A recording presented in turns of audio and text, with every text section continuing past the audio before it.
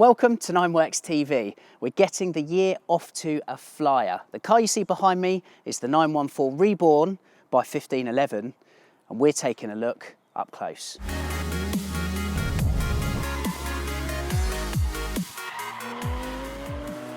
Okay, let's dive into the details of this. I'm super excited to take a look around. We've got two people joining us on the channel today. Andy Brooks from Nineworks Radio. How you doing, Geezer? Hey, and Ben from 1511. Thank you so much for coming down.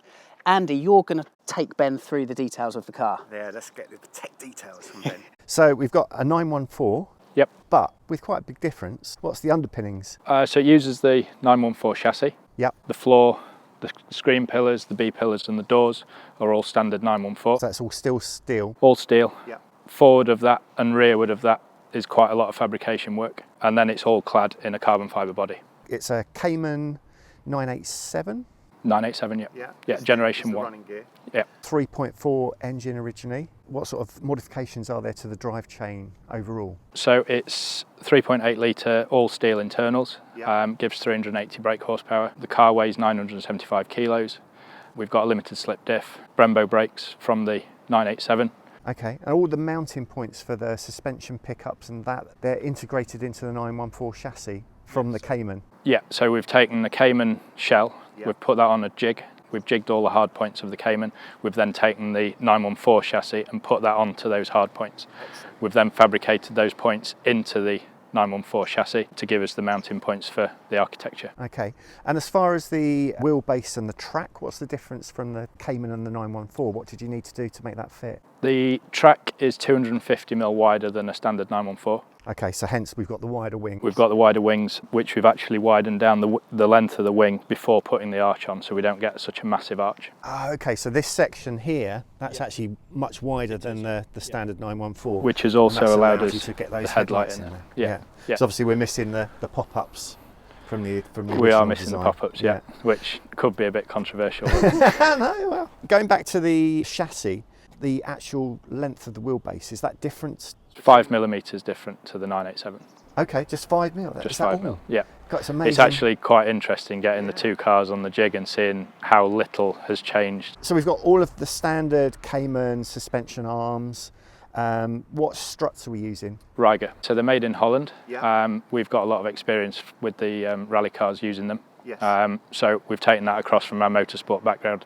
Sure. We do all the valving and all the setup in-house. And this bit I love because this is so RSR. That detail, I love it. And obviously that rear arch has been widened in the same manner. Yeah, so we're taking the hot air from the brakes out of the front and we're taking the cold air in for the engine through the rear duct there. The rollover crash structure has stayed original. Yeah. We've kept that as it is for safety, and then the carbon fibre wing starts here. So we've got the radiator down in the front here, a bit like a GT3 RS, I guess you'd. So these look very sort of rally spec. They're bespoke made for the car. Yep. And the bottom ones we wanted to take sort of a Moby Dick style inspiration for those. Yes. It really works, absolutely. There's nothing worse than driving an old car that you can't see where you're going. Absolutely. Okay, let's have a look inside. So the 914 only came available in left-hand drive. Yep. We are offering left or right, dependent on which market it's sold into. We've mirrored the dashboard for this car, but we wanted to keep the feel of the 914 inside. Very minimal. We've got no driver aids. We've custom made the dials. This is obviously water cooled, so we needed water temperature, fuel level. The rev counter has a needle that follows the actual rev counter, a telltale, so you can see where you've changed gear. And then the speedo, we've had to increase the top speed on that. Gear lever. So it's using the 987 transmission, standard cables, but then we've machined the housing solid billet aluminium to give it a bit of presence on the top of the tunnel. And we've exposed the internals, which I think gives a bit more of a driving feel and seeing what's going on inside there. This is obviously a strengthening structure. Yeah, so we've got a T45 strengthening cage, which goes up to the front struts and up to the back struts to really tie the shell in together. So Ben, thanks for showing us around the details of the car, mate. It'd be nice to get a bit of an understanding of the project at large. So 3 years in the making? 3 years in the making, yeah. There was a couple of delays. We had some other projects that took priority at the time. I think it's been worth the wait. It's the obvious question, why a 914? The immediate answer would be everyone's doing 911s and we wanted to be different. You were explaining to me off the camera that, yes, okay, granted this is your first kind of Porsche project per se, but you've got plenty of involvement in the past. I mean, like Carrera Cup Championship winners, for example. Yeah, so we did in the 90s, we did the Porsche Cup 911s, but then we moved on to a 968 and won the championship with that car. So yeah, we have got Porsche history, and it's nice to get that history and our motorsport background into a RESTOMOD. How many of these do you expect to build, for example? We're going to build 25 cars. How long do you expect from the moment a customer places an order to them receiving the car? Is there a rough ballpark? Between 9 and 12 months, depending on their spec and the options that they want. The options list is very limited. We've tried to include everything in the base car. Andy did a fantastic job of like showing everybody around the car here. I guess it'd be nice to understand or get an understanding from you on like the thesis of the car. So it seems quite driver focused. Yeah, so there's no electronic aids. For me, getting in a car and driving it is about having fun, being in the car and feeling the experience of driving that car, not having traction control, ABS, electronic gadgets all around you. So yeah, it's very raw, it's very driver focused.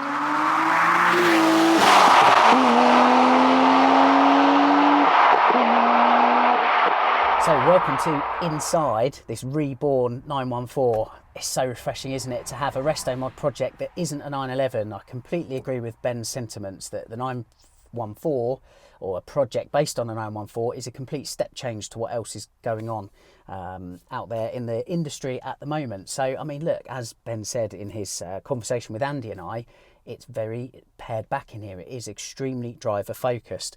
Ahead of me, I've got the 3 dials that the 914 obviously had from the factory. The rev, it says it goes to 10. The rev limiter is actually 8. So I've been informed it's quite an aggressive limiter at 8,000 RPM. It is the 6-speed manual. I love the fact that the internals are largely on show here at the moment. 6-speed standard gearbox taken from that Cayman. In terms of chassis layout, so we know that there's a 987. That's a Gen 1 987 Cayman flat 6 in the back, by the way, so it's not DFI. Ben saying they decided to use the Gen 1 because it's more tunable, easily mappable. So that is in there with the standard gearbox. As you know, power is up to just under 400 horsepower. So I mentioned the chassis, okay, so the floor pan and the front and rear bulkhead, that is all 914, original Porsche 914, and then fore and aft of those bulkheads is custom. In terms of wheelbase, we're 5mm longer than the 987 Cayman, and it's the same track width front and rear as the 987 Cayman. Indeed, the wheel sizes are exactly the same as stock. So you can see there's more than a gentle infusion of modernity, if we can call the 987 that, in comparison to what is a classic with the Porsche 914. Just a quick bit of history, in case you don't know, the 914 was a project shared between VW and Porsche. And the majority of the 914s, therefore, they got the flat 4 air-cooled engine. There was very few cars actually got the Porsche flat 6. They're called 914-6s. I've actually driven one of them before. It's the only 914 I've ever driven, in fact, was a 914-6. This is very much that, albeit with everything taken to completely different levels. So let's see how we get on with this reborn 914.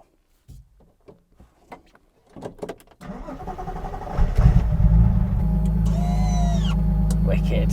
Okay. Lots of revs needed, apparently. Oof.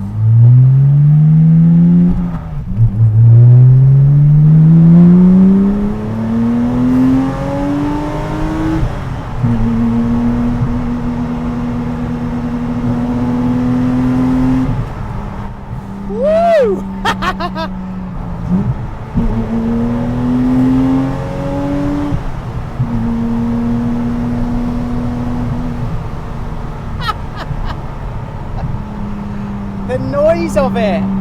Dab of the brakes, in we go. Woo!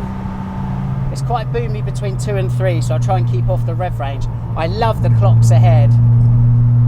At face value, those clocks kind of look retro, if not stock, but actually there's a lot of digitisation going on. It's very clever, and actually it's a clear sign that the brain of this car has had extensive work going on. It's got an e-brake, as you've seen.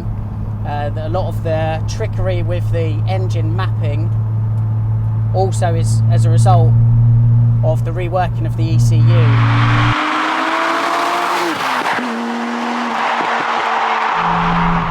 I hope you can hear. So the chassis layout is pretty ideal, it has to be said. The 914 mid-engined anyway, of course, where the guys have rethought that, just that slightly longer wheelbase and wider track width over standard just plays into the strengths of this car. Handling wise, it's super neutral, it's so naturally well balanced.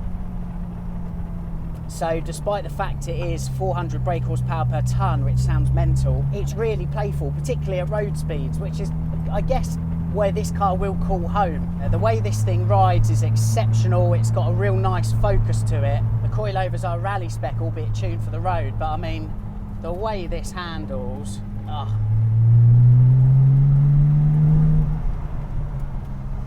it's obvious to say a go-kart, but it just is. The steering is super light, super nimble.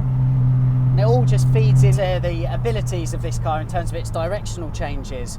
What's quite nice is the rack isn't quick, and likewise the Geo is not super aggressive, so this car isn't darting all over the road and pulling left, right and centre.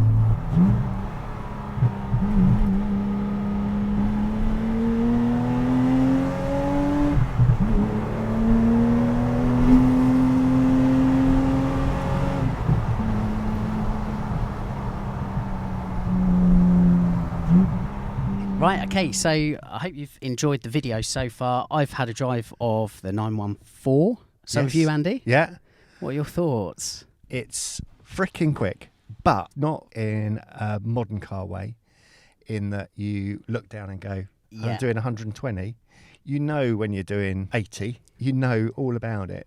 You know that it's got an awful lot more to come if you want it, but it feels like a like a classic car still. For me, these projects, sometimes I either err on the side of I really like the engine, that's the masterpiece, or actually I really like the chassis. Yeah. Whereas this, I kind of feel like it's a perfect marriage of the two. Yeah. They complement each other in a really nice way. The engine, in being from the Cayman, super usable. This car's really easy to drive low down, the RPMs. Yeah.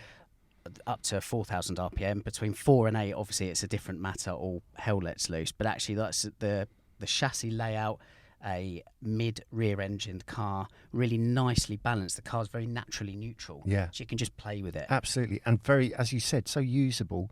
Not just tractable in the way that the engine goes, but the actual, the steering's very communicative, but it's light. So you feel like you could drive this all day long. But the gearing on this is perfect.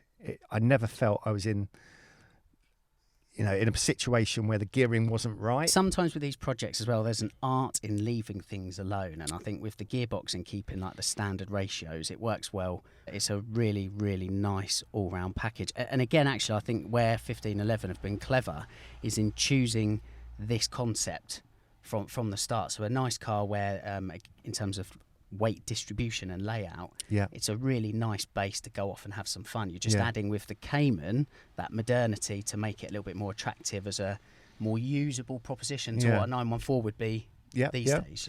I was thinking before I'd driven it, would I have wanted, do I really want an air-cooled car? Mm-hmm. But since driving it today, I've not really thought, I wish it was air-cooled. Feels a great mix of old and new, without going too new. I don't think it's got ABS. It hasn't got traction control.